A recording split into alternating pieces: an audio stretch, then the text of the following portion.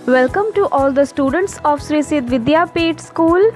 तो बच्चों, पिछले क्लास में हम पढ़े थे कक्षा 8वीं का हिंदी का 5वां पाठ चिट्ठियों की अनूठी दुनिया, जो कि एक बहुत मज़ेदार पाठ था। उसमें से हमें बहुत कुछ जानकारियाँ मिली चिट्ठियों के बारे में कि चिट्ठियों की उपयोगिता हमारे जीवन में कितना बड़ा एक महत्वपूर्ण स्थान रखता है। तो आज हम पढ़ेंगे उसी पाठ का प्रश्न अभ्यास। पहला प्रश्न पाठ से, पत्र जैसा संतोष फ़ोन या एसएमएस का संदेश क्यों नहीं दे सकता? पत्र जैसा संतोष फ़ोन या एसएमएस का संदेश नहीं दे सकता क्योंकि फ़ोन एसएमएस द्वारा केवल कामकाजी बातों का संक्षिप्त रूप से ही व्यक्त कर सकते हैं। पत्रों द्वारा हम अपने मनोभावों को खुलकर व्यक्त कर सकते हैं। पत्रों से आत्मीयता झलकती है। इन्हें अनुसंधान का विषय भी बनाया जा सकता है। ये कई किताबों का आधार है, पर पत्र राजनीति, साहित्य तथा कला क्षेत्र में प्रगतिशील आंदोलन के कारण बन सकते हैं। यह क्षमता फ़ोन या एसएमएस द्वारा दिए गए संदेश में नहीं होता है। तो बच्चों, पत्र जैसा संतोष हमें फ़ोन या फिर एसएमएस से क्यों नहीं मिलता है? क्योंकि फ़ोन या एसएमएस द्वारा हम कुछ संक्षिप्त रूप से ही कुछ अपनी जो भावनाएं हैं वो व्यक्त कर सकते हैं, लेकिन पत्रों द्वारा हम खुलकर हर चीज़ बोल सकते हैं, लिख सकते हैं और अपने जिसको बोलना है उनको खुलकर हम लोग व्यक्त कर सकते हैं। पत्रों से एक आत्मीयता झलकती है और इन्हें एक क्या बताया जाता है, अनुसंधान का विषय भी बनाया जा सकता है। ये कई किताबों के भी आधार होते हैं और राजनीति और साहित्य में पत्र का जो एक महत्वपूर्ण स्थान होता है वो बहुत ही प्रगतिशील आंदोलन के कारण भी उसमें बन सकते हैं, जो क्षमता फ़ोन या एसएमएस में नहीं हो सकता है। दूसरा प्रश्न क्या है? पत्रों को खत, कागज, उत्तरम, जाबू, लेख, कडित, पाती, चिट्ठी या इत्यादि कहा जाता है।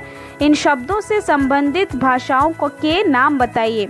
तो आपको ये सारे जो दिए गए हैं पत्रों के, जो अलग अलग भाषाओं में अलग अलग नाम होते हैं, इनके आपको सब भाषा बताने हैं कि कौन कौन से भाषा में क्या कहा जाता है पत्र को।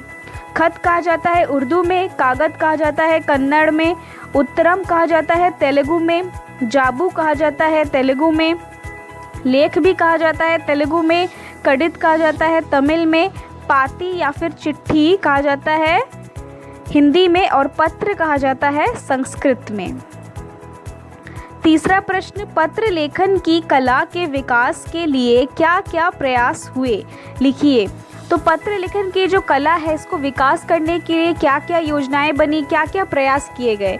पत्र लेखन की कला को विकसित करने के लिए दुनिया के सभी देशों द्वारा पाठ्यक्रमों में पत्र लेखन का विषय शामिल किया गया। विश्व डाक संघ और की ओर से 16 वर्ष से कम आयु वर्ग के बच्चों के लिए पत्र लेखन प्रतियोगिताएं आयोजित करने का कार्यक्रम सन 1972 से शुरू किया गया। तो पत्र लेखन के कला को विकसित करने के लिए क्या किया गया? सारे देशों में जितने सारे देश है सभी में 16 वर्ष के कम उम्र के बच्चों के लिए एक पत्र लेखन का विषय शामिल किया गया, जो आपने भी किया होगा। इंग्लिश में भी है, अंग्रेजी में भी है और हिंदी में भी है पत्र लेखन। और ये पाठ में भी आपको पत्र लेखन आ सकता है, आपको लिखने के लिए दिया जा सकता है कि पत्र लिख के दिखाइए। और इसके साथ साथ प्रतियोगिताएं भी आयोजित किए गए हैं, जहाँ पे पत्र लेखन के जो प्रतियोगिताएं हैं वो भी आयोजित किए गए हैं। कब से शुरू हुआ ये? 1972 से ये सारे जो भी विकसित करने के लिए ये सारी योजनाएं बनी और ये सारे चीज़ें शुरू की गई।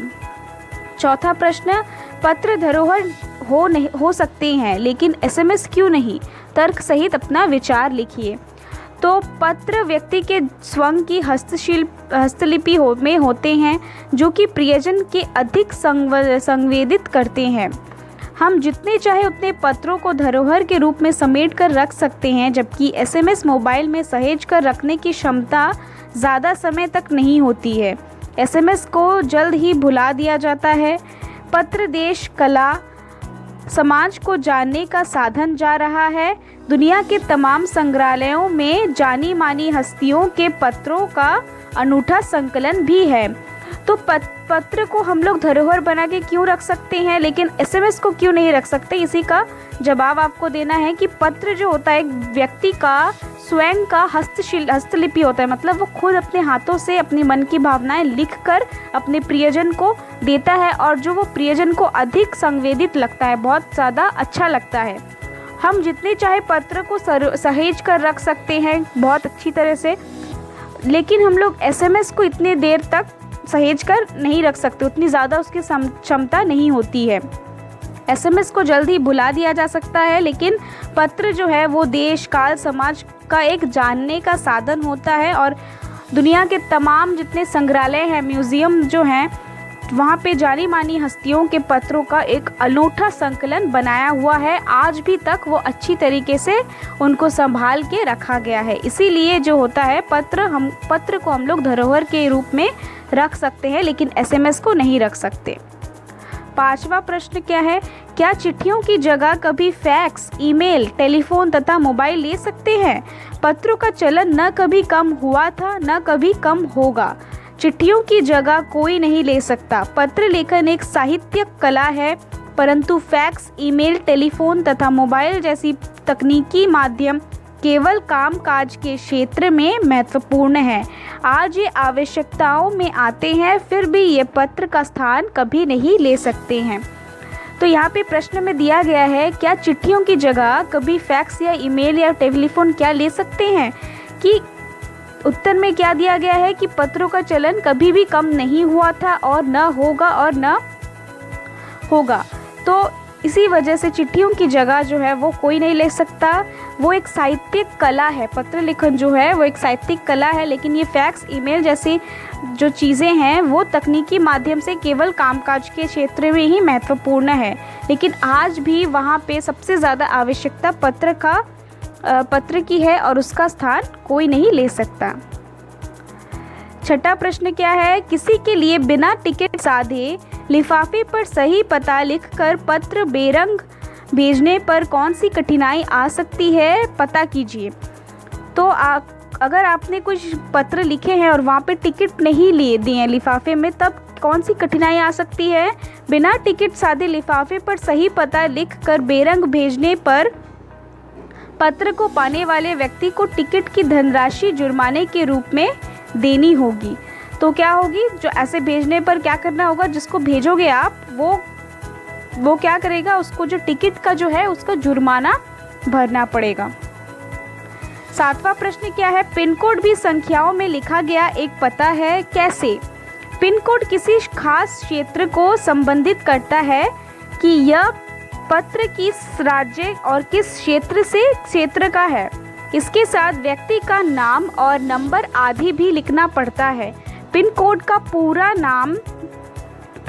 पूरा रूप है पोस्टल इंडेक्स नंबर। यह 6 अंकों का होता है।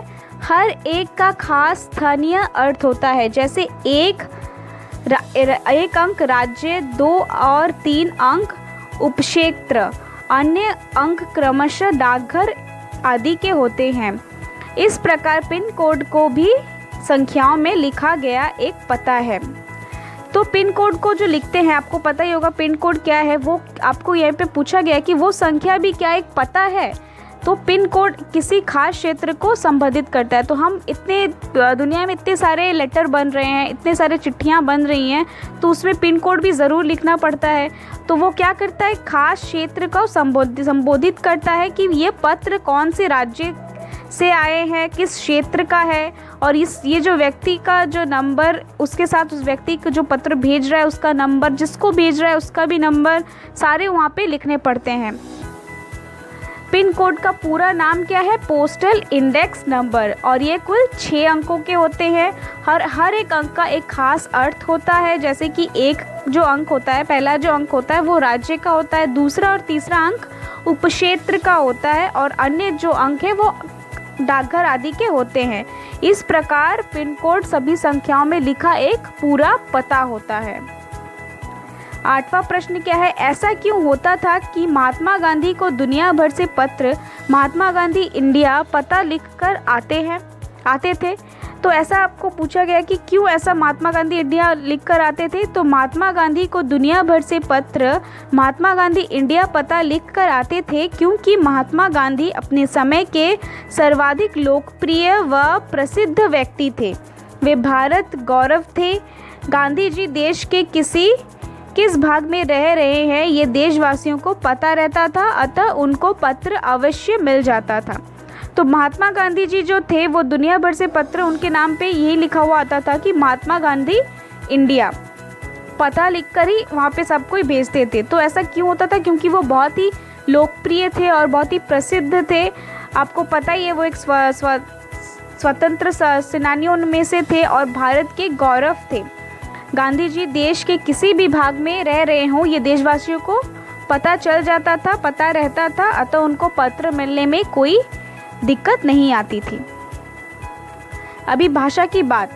पहला प्रश्न क्या है? किसी प्रयोजन विशेष से संबंधित शब्दों के साथ पत्र शब्द जोड़ने से कुछ नए शब्द बनते हैं, जैसे कि प्रशासित, प्रशस्ति पत्र, समाचार पत्र। आप भी पत्रों के योग्य बनने वाले 10 शब्द लिखिए। तो पत्र जोड़कर आपको शब्द लिखना है। यहाँ पे 2 जैसे दिया गया है, यहाँ पे प्रशस्ति पत्र, समाचार पत्र। तो हम क्या लिख सकते हैं? पहला प्रार्थना पत्र, मासिक पत्र, 6 मासिक पत्र, वार्षिक पत्र, दैनिक पत्र, साप्ताहिक पत्र, पाक्षिक पत्र, सरकारी पत्र, साहित्यिक पत्र, निमंत्रण पत्र। तो इसी तरीके से हम लिख सकते हैं। दूसरा प्रश्न क्या है? व्यापारिक शब्द व्यापार के साथ एक प्रत्यय के योग से बना है। एक प्रत्यय के योग से बनने वाले शब्दों को अपनी पाठ्य पुस्तक से खोज कर लिखिए। तो यहाँ पे जो प्रत्यय है, एक प्रत्यय है, तो आपको एक प्रत्यय से खोज कर पाठ्यक्रम से मतलब पुस्तक से खोज कर आपको लिखने हैं कुछ। पहला क्या है? स्वाभाविक, साहित्यिक, व्यावसायिक, दैनिक, प्राकृतिक, जैविक, प्रारंभिक, पौराणिक, ऐतिहासिक, सांस्कृतिक। तो ये सारे कुछ शब्द हैं जिनमें एक प्रत्यय का व्यवहार किया हुआ है। तीसरा प्रश्न क्या है? 2 स्वरों के मेल से होने वाले परिवर्तन को स्वर संधि कहते हैं, जैसे रविंद्र, रवि जोड़ इंद्र। इसे संधि में छोटी ई जोड़ छोटी ई बड़ी ई हुई है। तो आप सभी संधि पढ़े ही होंगे। तो इसी के साथ जो संधि में यहाँ पे संधि विच्छेद आपको करने दिया जाएगा कि इस प्रकार से कम आपको 10 उदाहरण ऐसे खोज के लिखने हैं और उसका संधि विच्छेद करना है। पहला क्या लिख सकते हैं हम? गुरु पदेश, मतलब गुरु जोड़ उपदेश, यानी छोटा ऊ जोड़ छोटा ऊ बड़ा ऊ। तो संग्रहालय, संग्रह प्लस आलय, अ जोड़ आ। हिमालय, हिम जोड़ आलय, अ जोड़ आ। भोजनालय जोड़ भोजन जोड़ आलय। स्वेच्छा, सु जोड़ इच्छा। अनुमति, अनु जोड़ मति। रविंद्र, रवि जोड़ इंद्र। यहाँ पे जब छोटी ई जोड़ छोटी ई किया जाएगा तो यहाँ पे क्या हो जा रहा है? बड़ी ई हो जा रहा है। विद्यालय, विद्या जोड़ आलय। सूर्य उदय, सूर्योदय। अ जोड़ अ को अगर ऊ से जोड़ेंगे तो क्या होगा? ओ की मात्रा होगा। सदा प्लस एव, सदैव। तो इसी के साथ ये पाठ यहाँ पे समाप्त होता है। इसके प्रश्न अभ्यास भी यहाँ पे समाप्त होते हैं। आप ये सारे प्रश्न अभ्यास को अच्छी तरीके से अपने कॉपी में लिख लेंगे और अच्छी तरीके से याद कर लेंगे। ये पाठ बहुत ही मज़ेदार रहा, आशा करती हूँ आप सबके लिए। और हम मिलेंगे दूसरे क्लास में एक नए पाठ के साथ। तब तक आप ये पाठ अच्छे से पढ़िए और इसके प्रश्न अभ्यास लिख के अच्छे से याद कर लीजिए। धन्यवाद।